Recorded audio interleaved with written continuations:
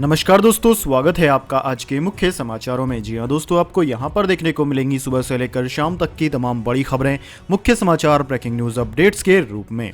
तो दोस्तों, आप सभी लोगों से रिक्वेस्ट है इस वीडियो को ज़्यादा से ज़्यादा लाइक और शेयर करें। तो दोस्तों, सीधे चलते हैं आज की पहली बड़ी खबर की ओर। किसानों का 29 नवंबर को संसद चलो का ऐलान। कृषि कानूनों की वापसी के बाद कल लखनऊ में है महापंचायत। जी हां दोस्तों, कृषि कानूनों की वापसी के ऐलान के बाद किसान जोशो खरोश से बाकी के जुड़े मुद्दों पर आगे लड़ाई लड़ने के लिए तैयारी में जुट गए हैं। यही वजह है कि संयुक्त किसान मोर्चा ने आंदोलन के आगे के कार्यक्रमों को जारी रखने का फैसला किया है। संयुक्त किसान मोर्चा के नेता सोमवार को लखनऊ की महापंचायत में होंगे। इसके साथ ही 29 नवंबर को संसद चलो का आह्वान किया गया है। उसी दिन से संसद का शीतकालीन सत्र शुरू हो रहा है। किसान नेता ने लखनऊ में सोमवार को किसान महापंचायत बुलाई है, जिसमें संयुक्त किसान मोर्चा आगे की रणनीति का ऐलान कर सकता है। दोस्तों, 26 नवंबर को गाजीपुर बॉर्डर पर किसानों की बैठक होगी। किसान नेताओं का कहना है कि जब तक सरकार न्यूनतम समर्थन मूल्य की गारंटी देने वाला कानून नहीं बनाती है और लखीमपुर खीरी हिंसा मामले में केंद्रीय गृह राज्य मंत्री अजय कुमार मिश्रा टेनी को बर्खास्त नहीं करती, तब तक उनका आंदोलन जारी रहेगा। इसके बाद दोस्तों, अगली बड़ी खबर। राहुल गांधी का प्रधानमंत्री पर तंज, कहा झूठे जुमले झेल चुकी है जनता, प्रधानमंत्री की बात पर विश्वास करने को तैयार नहीं।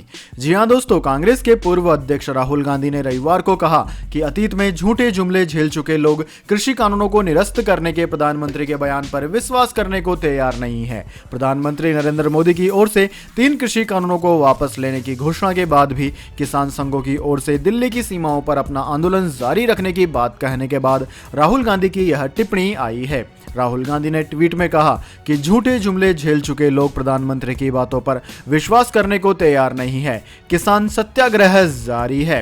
दोस्तों, आपकी जानकारी के लिए बता दें, 3 कृषि कानूनों को वापस लेने की मांग को लेकर किसान पिछले 1 साल से दिल्ली की सीमाओं पर धरना प्रदर्शन कर रहे हैं। किसान संघों ने कहा है कि जब तक संसद में तीनों कृषि कानूनों को निरस्त नहीं किया जाता और न्यूनतम समर्थन मूल्य यानी कि एमएसपी की वैधानिक गारंटी पर कानून नहीं लाया जाता, तब तक वे अपना आंदोलन जारी रखेंगे।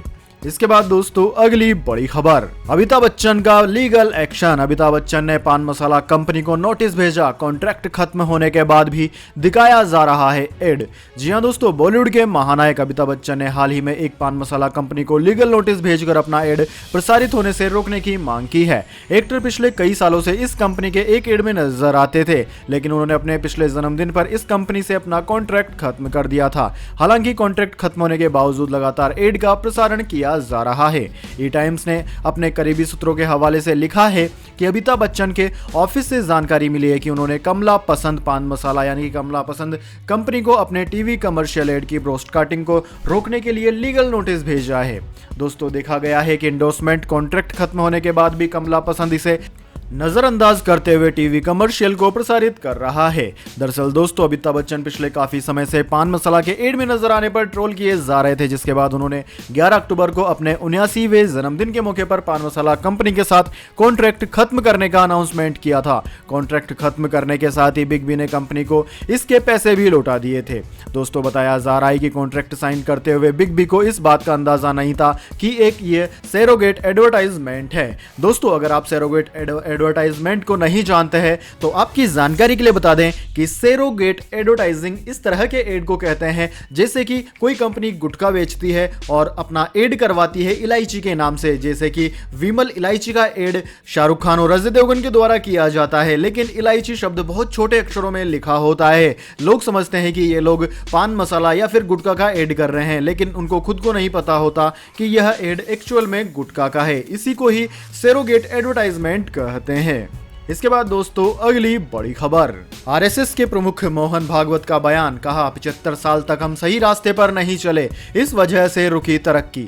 जी हां दोस्तों, दिल्ली में संत ईश्वर सम्मान 2021 कार्यक्रम को संबोधित करते हुए आरएसएस प्रमुख मोहन भागवत ने कहा कि इन 75 वर्षों यानी कि आजादी के बाद में जितना आगे बढ़ना चाहिए था हम उतना आगे नहीं बढ़े। देश को आगे ले जाने के रास्ते पर चलेंगे तो हम जरूर आगे बढ़ेंगे, हम उस रास्ते पर नहीं चले इसलिए आगे नहीं बढ़ पाए।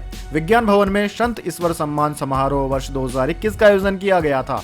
इस दौरान समाज की निस्वार्थ भाव से सेवा करने वाले संगठनों और व्यक्तियों को आज राष्ट्रीय स्वयंसेवक संघ के संघ चालक मोहन भागवत ने सम्मानित किया। इस कार्यक्रम का आयोजन संत ईश्वर फाउंडेशन द्वारा राष्ट्रीय सेवा भारती के सहयोग से किया गया था। दोस्तों, आरएसएस चीफ ने अपने संबोधन के दौरान कहा कि दुनिया के सारे देशों में मिलाकर अब तक जितने महापुरुष हुए होंगे उतने हमारे देश में पिछले 200 साल में हो गए।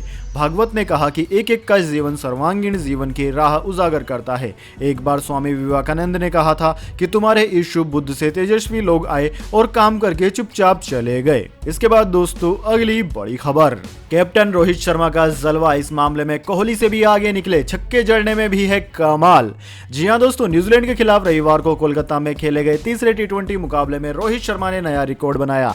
रोहित ने इस मैच में टॉस जीतकर बैटिंग करने का फैसला लिया और ओपनिंग करने आए रोहित शर्मा ने चौके छक्कों की बरसात कर दी। इसी दौरान रोहित शर्मा ने टी20 इंटरनेशनल में अपने 150 छक्के भी पूरे कर लिए। साथ ही उन्होंने टी20 इंटरनेशनल में सबसे ज्यादा 50+ स्कोर करने का रिकॉर्ड भी अपने नाम किया। दोस्तों, कोलकाता में खेले गए तीसरे टी20 मैच में रोहित शर्मा ने 56 रन बनाए। इस सोडी ने उनका शानदार कैच अपनी ही बॉल पर पकड़ा। रोहित शर्मा ने अपनी पारी में 31 बॉल में 5 चौके जड़े और 3 छक्के लगाए। रोहित का स्ट्राइक रेट 180 का रहा।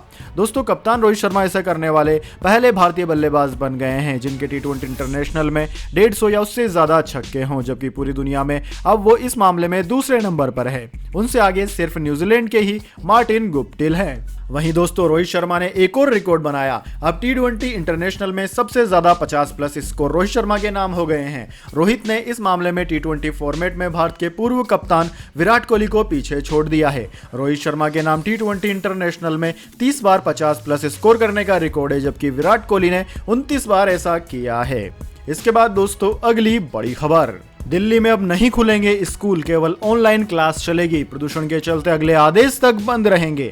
जी हां दोस्तों, राष्ट्रीय राजधानी दिल्ली में प्रदूषण की समस्या को देखते हुए दिल्ली सरकार ने फिलहाल सभी स्कूलों को बंद रखने का फैसला किया है। शिक्षा विभाग ने आदेश जारी कर अगले आदेश तक स्कूलों को बंद रखा है, लेकिन इस दौरान ऑनलाइन क्लास होती रहेंगी।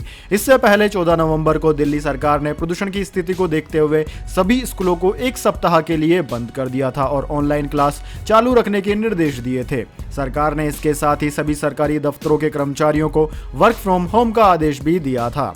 दोस्तों, राष्ट्रीय राजधानी में रविवार को भी वायु गुणवत्ता बहुत खराब श्रेणी में दर्ज की गई। हालांकि तेज हवाओं के कारण सोमवार तक इसमें उल्लेखनीय सुधार आने की उम्मीद है। रविवार की सुबह 9 बजे के करीब दिल्ली का वायु गुणवत्ता सूचकांक यानी कि AQI 347 दर्ज किया गया, जो बेहद गंभीर श्रेणी में आता है। शनिवार को यह आंकड़ा 377 था। इसके बाद दोस्तों, अगली बड़ी खबर, crypto currency price in India, धड़ाम हुआ क्रिप्टो बाजार। बिटकॉइन से लेकर इथेरियम तक में भारी गिरावट।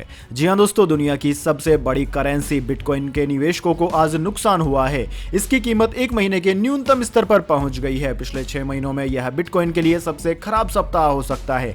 सिर्फ बिटकॉइन ही नहीं बल्कि दुनिया के शीर्ष 10 क्रिप्टो में से आज 8 में गिरावट रही। वैश्विक क्रिप्टो करेंसी बाजार पूंजीगत 1.87% गिरकर $2.54 ट्रिलियन हो गया। पिछले 24 घंटों में क्रिप्टो बाजार की कुल वॉल्यूम यानी कि कारोबार किए गए सिक्कों की कुल राशि $148.71 अरब रही। दोस्तों, प्रधानमंत्री नरेंद्र मोदी गुरुवार को सिडनी संवाद को भारत में प्रौद्योगिकी विकास तथा क्रांति विषय पर संबोधित करते हुए कह रहे थे कि सभी लोकतांत्रिक देश यह सुनिश्चित करें कि क्रिप्टो करेंसी या बिटकॉइन गलत हाथों में न जाए। यह हमारे युवाओं को खराब कर सकता है। इसके बाद दोस्तों, जान लेते हैं अगली बड़ी खबर। पटियाला सीट से चुनाव लड़ेंगे कैप्टन अमरिंदर सिंह, कहा भागेंगे नहीं।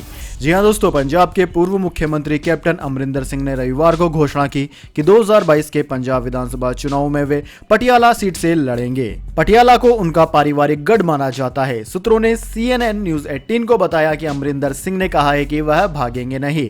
सिंह ने 4 बार पटियाला सीट का प्रतिनिधित्व किया है, जबकि उनकी पत्नी परनीत कौर ने 2014 में इस सीट से जीत हासिल की। सिंह ने पंजाब कांग्रेस अध्यक्ष के रूप में नियुक्त नवजोत सिंह सिद्धू के साथ एक तीखे सत्ता संघर्ष के बाद सितंबर में पंजाब के मुख्यमंत्री के पद से इस्तीफा दे दिया था। अमरिंदर सिंह, जो कि कांग्रेस के शक्तिशाली क्षेत्रीय सत्रपों में से एक थे, ने यह भी कहा कि उन्होंने कभी मुख्यमंत्री के रूप में इस तरह के हस्तक्षेप का अनुभव नहीं किया। उनके स्थान पर चरणजीत सिंह चन्नी को प्रदेश का मुख्यमंत्री चुना गया था। इस पूर्व मुख्यमंत्री ने इस महीने की शुरुआत में अपनी खुद की राजनीतिक पार्टी पंजाब लोक कांग्रेस बनाई थी और राज्य की सभी 117 विधानसभा सीटों पर चुनाव लड़ने की कसम खाई थी। उन्होंने पहले कहा था कि वह 2022 के पंजाब विधानसभा चुनाव के लिए भाजपा के साथ गठबंधन करने के लिए भी तैयार है। इसके बाद दोस्तों अगली बड़ी खबर, आंध्र प्रदेश भारी बारिश से राज्य के सबसे बड़े डैम में आई दरारें, बढ़ गया बाढ़ का खतरा, प्रशासन ने जारी की सूचना। जी हां दोस्तों, आंध्र प्रदेश में मंदिर का शहर कहे जाने वाले तिरुपति में लगातार 4 दिनों तक बारिश के बाद अब बाढ़ के हालात उत्पन्न हो गए हैं। भारी बारिश और बाढ़ की वजह से शहर में स्थित प्रदेश के कई बड़े जलाशयों में दरार पड़ने का खतरा पैदा हो गया है। भारी बारिश के कारण हाईवे समेत कई मुख्य सड़कें खराब हो गई है, जिसकी वजह से शहर का संपर्क कई गाँवों से टूट गया। फिलहाल राहत की बात यह है कि अभी बारिश रुकी हुई है।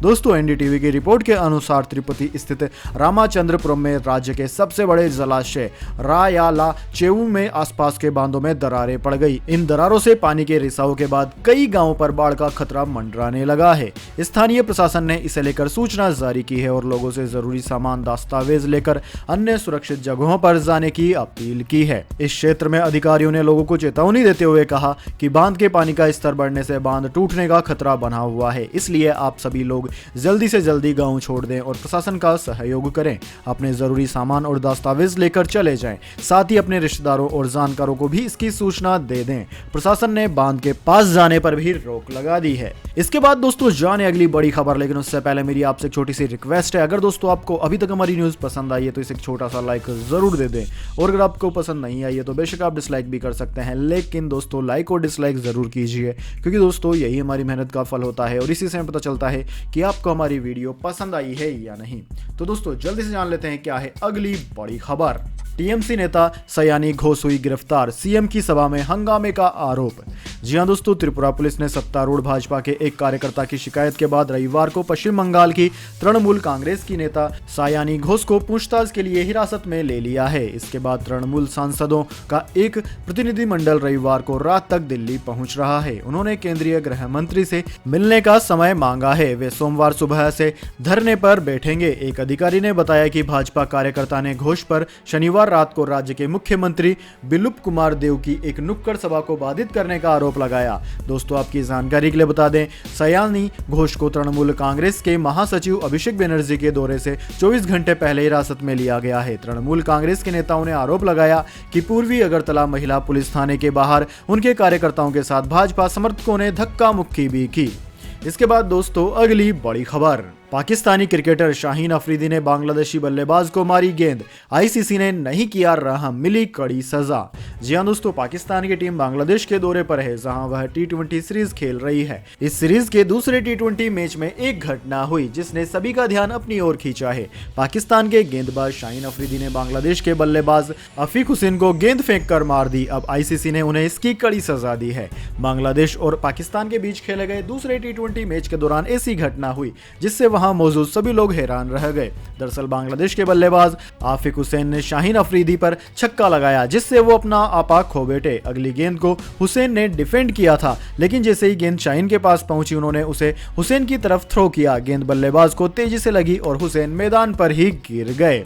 जब शाहीन अफरीदी ने अफीक को गेंद मारी थी तो वो इससे गिर गए और दर्द से कहराने लगे, जिससे शाहीन अफरीदी घबरा गए। वह बल्लेबाज के पास गए और उसे उठाया। पाकिस्तान के कप्तान बाबर आजम ने भी अफीक हुसैन का हालचाल पूछा। अफीक ठीक से चल नहीं पा रहे थे, लेकिन अच्छी बात यह रही कि उन्हें ज्यादा चोट नहीं लगी। अफीक को गिरता देखकर शाहीन का गुस्सा अचानक शांत हो गया।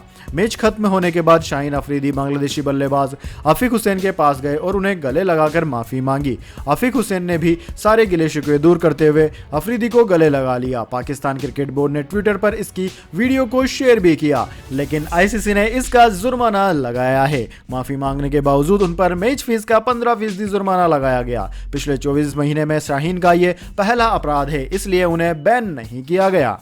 इसके बाद दोस्तों अगली बड़ी खबर, ओवैसी का प्रधानमंत्री मोदी पर निशाना, कहा सैकड़ों किसानों की मौत के बाद कहते हैं तपस्या में कमी रही। जी हां दोस्तों, आपने बिल्कुल सही सुना। उत्तर प्रदेश के बाराबांकी में AIMIM के चीफ और सांसद असदुद्दीन ओवैसी ने प्रधानमंत्री मोदी पर बड़ा निशाना साधते हुए कहा है कि देश के सबसे बड़े नौटंकीबाज प्रधानमंत्री मोदी जी हैं। ओवैसी ने आगे कहा कि गनीमत है कि वे पॉलिटिक्स में आ गए, वरना बेचारे फिल्म इंडस्ट्री वालों का तो क्या होता, सारे अवार्ड्स तो मोदी ही जीत जाते। किसानों के तीनों कानून वापस लेने के बाद प्रधानमंत्री ने क्या कहा कि मेरी तपस्या में कमी रह गई, उससे साफ तौर से जाहिर हो रहा है कि आखिर हमारे देश के प्रधानमंत्री कितने बड़े एक्टिंगबाज हैं। यूपी में अगले साल की शुरुआत में ही विधानसभा चुनाव होने हैं। ऐसे में ओवैसी बाराबंकी में बोल रहे थे। उन्होंने कहा कि हाय मोदी जी, क्या एक्टिंग करते हो? आपने कहा हमारी तपस्या में कमी थी। अरे 750 किसान मर गए, फिर भी किसानों ने अपनी जमीन नहीं छोड़ी, डटे रहे। तपस्या उसे कहते हैं और आप कहते हैं कि मेरी तपस्या में कोई कमी रह गई। अरे मोदी जी, एक्टिंग करते हो आप। अरे मोदी जी, खुद को हीरो बनाने में आप कभी कोई कसर नहीं छोड़ते, हर चीज अपने पर ले लेते हैं। मेरी तपस्या में कोई कमी रह गई। अरे कौन सी तपस्या करी आपने? 300 MP के ऊपर आपने गलत काले कानून बना दिए। आपने उन किसानों पर क्या क्या इल्जाम नहीं लगाए, कहीं खालिस्तानी तो कहीं ISI का एजेंट कहा, पैसा आता है। अरे सब बकवास है। दोस्तों ओवैसी इस पर भी नहीं रुके, उन्होंने मोदी जी को बहुत बुरा भला सुनाया। ओवैसी का कहना है कि कृषि कानूनों को लेकर हो रहे आंदोलन से उनका परसेप्शन खराब हो रहा था, यानी कि मोदी जी का परसेप्शन खराब हो रहा था, और साथ ही उन्हें यह भी अनुमान था कि चुनाव में इसका सियासी नुकसान उठाना पड़ेगा। वैसे दोस्तों आपको क्या लगता है, इस बारे में आपके क्या विचार है, कमेंट बॉक्स में जरूर बताएं। इसके बाद दोस्तों अगली बड़ी खबर, हैदरपोरा मुठभेड़ पर महबूबा मुफ्ती ने उठाए सवाल, LG से की माफी की मांग। जी हां दोस्तों, PDP अध्यक्ष महबूबा मुफ्ती ने जम्मू कश्मीर के LG मनोज सिन्हा को हैदरपोरा मुठभेड़ पर माफी की मांग की है। महबूबा ने कहा कि उन्हें न केवल माफी मांगनी चाहिए बल्कि मुठभेड़ में शामिल लोगों को सजा भी मिलनी चाहिए। महबूबा मुफ्ती ने रविवार को गुपकार रोड पर बने अपने फेयर व्यू आवास से राजभवन तक पार्टी कार्यकर्ताओं के साथ विरोध मार्च किया। उन्होंने मांग की कि मुठभेड़ में मारे गए जम्मू के रामबन निवासी आमिर मार्गे का शव परिवार को लौटाया जाए। महबूबा मुफ्ती ने कहा कि हैदरपोरा मुठभेड़ में निर्दोष लोग मारे गए। चूंकि उपराज्यपाल एकीकृत कमान के प्रमुख हैं, इसलिए उन्हें मारे गए लोगों के परिजनों से माफी मांगनी चाहिए। इसके साथ ही उन पर आतंकवादी या हाइब्रिड आतंकवादी या आतंकवादियों के सहयोगी होने का धब्बा हटाना चाहिए। उन्हें आमिर का शव लौटाकर परिवार वालों को मुआवजा देना चाहिए और कश्मीर के लोगों से माफी मांगनी चाहिए। इसके बाद दोस्तों अगली बड़ी खबर, राशन कार्ड में तुरंत अपडेट कर सकते हैं अपना मोबाइल नंबर, हमेशा मिलेगा राशन, आसान सी है प्रक्रिया। जी हां दोस्तों, राशन कार्ड धारकों के लिए यह काम की खबर है। राशन कार्ड एक बेहद जरूरी कागजात है, यह तो आप सब जानते हैं। सरकार की तरफ से फ्री राशन आप ले सकते हैं, लेकिन आप जान लें कि अगर इस कार्ड पर आपका मोबाइल नंबर गलत डाला है या फिर नंबर बदल गया है और कार्ड अपडेट नहीं हुआ है तो आपके लिए परेशानी हो सकती है। इसलिए एक आसान सी प्रक्रिया को अपनाकर आप अपना मोबाइल नंबर अपडेट करवा सकते हैं। दरअसल दोस्तों, राशन कार्ड में मोबाइल नंबर अपडेट कराना बहुत ही आसान है। आप घर बैठे बहुत आसानी से ये कर सकते हैं। अगर आपके राशन कार्ड में पुराना मोबाइल नंबर डाला होगा तो आपको राशन से जुड़े अपडेट नहीं मिल पाएंगे। विभाग की तरफ से आए दिन कई जरूरी अपडेट मैसेज के जरिए कार्ड धारकों तक भेजे जाते हैं। तो मोबाइल नंबर अपडेट करने की एक आसान सी प्रक्रिया है जो कि कुछ इस प्रकार है। इसके लिए आपको सबसे पहले तो आप जिस भी राज्य में रहते हैं वहां के राशन कार्ड पोर्टल पर जाना होगा इंटरनेट के माध्यम से। इसके बाद में एक पेज ओपन हो जाएगा जहां पर आपको update your registered mobile number लिखा होगा, वहां पर आपको क्लिक करना है। इसके नीचे एक कॉलम लिखा होगा, इस कॉलम में Aadhaar number of head of house या NFSID लिखे होगा, वहां पर आपको ये चीज डालनी है। दूसरे कॉलम में राशन कार्ड नंबर डालना है। तीसरे कॉलम में name of head of house hold लिखना है। आखिरी कॉलम में आप अपना नया मोबाइल नंबर लिख दें और सेव कर दें। अब आपका नया मोबाइल नंबर अपडेट हो जाएगा। है ना दोस्तों, कितनी आसान सी प्रक्रिया। तो दोस्तों यह थी आज की तमाम बड़ी खबरें। इसके बाद दोस्तों बारी आती है आज के माइंड क्विज क्वेश्चन की। जी हां दोस्तों, एक आसान से सवाल का जवाब देकर आप जीत सकते हैं एक अमेजिंग सरप्राइज गिफ्ट हमारे यूट्यूब चैनल की ओर से। तो दोस्तों आज का सवाल आपकी स्क्रीन पर आ चुका है। मौजूदा क्रिकेट खिलाड़ियों में से सबसे ज्यादा शतक कौन से खिलाड़ी के नाम है? जी हां दोस्तों, अगर आप जानते हैं उस खिलाड़ी का नाम जिसके की वर्तमान में अंतरराष्ट्रीय क्रिकेट में सबसे ज्यादा शतक है तो जल्दी से उसका नाम कमेंट बॉक्स में लिख दीजिए। अगर दोस्तों आपका जवाब होता है एकदम सही और आप चुने जाते हैं लक्की विजेता के रूप में तो आपको मिल सकता है एक अमेजिंग सरप्राइज गिफ्ट हमारे यूट्यूब चैनल की ओर से।